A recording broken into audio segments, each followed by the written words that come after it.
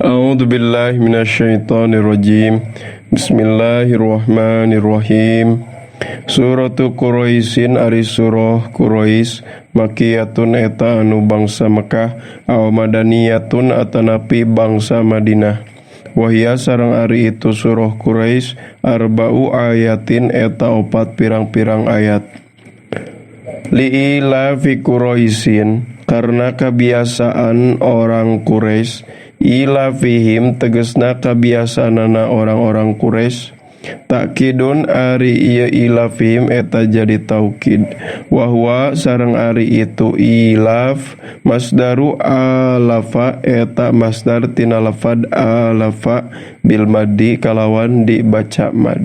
Jadi diambil tina alafa dilebetkeun kana Sosi Majid Pih warna awal bab kahiji alafa yu'lifu i'lafan dibaca mad sabab disukunil hamzati ba'dal fathati, sukun hamzah sabada patah dibaca alafa yu'lifu ilafan.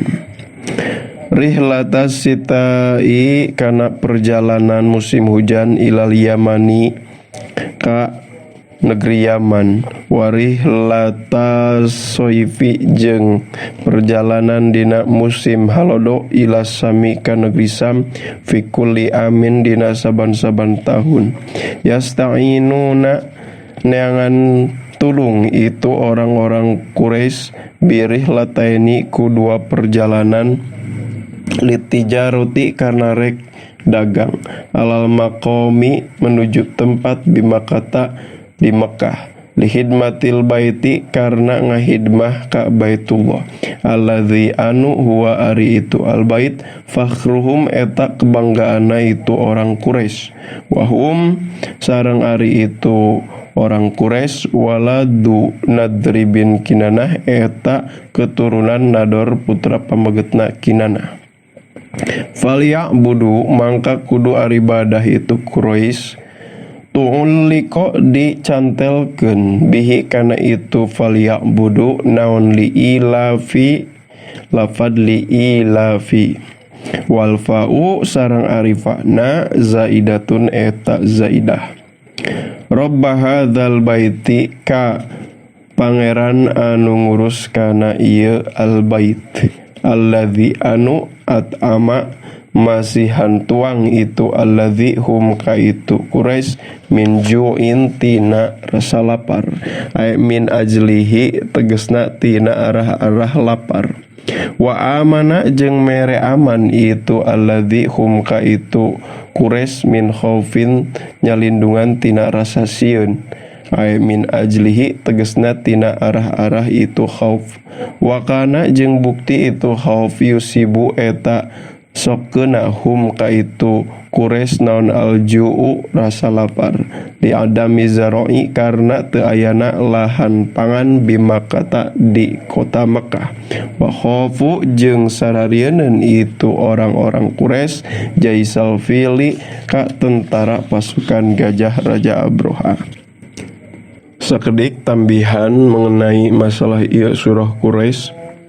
Imam Al-Hakim sareng Imam hadits anu sanesna ngariwayatkeun hiji hadits anu katampi ti Ummi Hani binti Abi Thalib radhiyallahu taala anha bahwasana Rasulullah kantos ngadawuh eusi dawuhanana kieu fadallallahu Quraisyan bisab'i hisolin, Allah ngautamakeun orang Quraisy ku 7 perkara. Wa fihi salah sahijina nuzilat fihim suratun lam yudhkar fiha ahadun ghairohum, aya hiji surat anu mana dina eta surat teh teu aya pembahasan sejen kecuali ngabahas tentang orang Quraisy.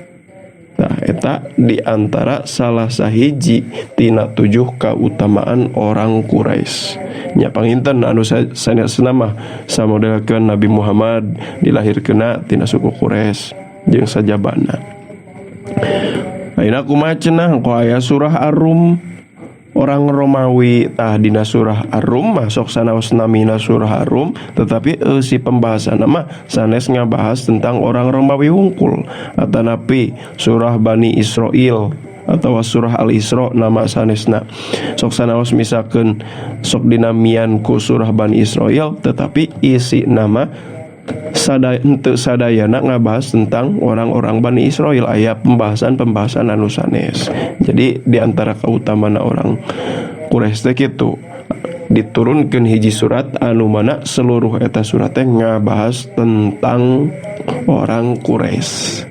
Cuman dina kautamaan ieu teu kenging jadi barometer kautamaan seseorang di payuneun Allah. Da tetep anu jadi kautamaan seseorang di payuneun Allah mah amal perbuatanana sareng keimanana. Jadi orang misalkan lamun orang suku Quraisy ulah ngarasa superior daripada orang non Quraisy. Tetapi lamun orang misalkan orang anu sanes suku Quraisy ulah ngarasa inferior atau rendah diri, pedah orang lain ti suku Quraisy. Ari ngabahas tentang derajat payuneun Allah mah gitu. Shadaqallahul azim. Wallahu a'lam bissawab. Subhanakallahumma wa bihamdika asyhadu an la ilaha illa anta astaghfiruka wa atubu ilaik. Sallallahu ala sayyidina Muhammad wa ala alihi wa sahbihi wa baraka wasallam.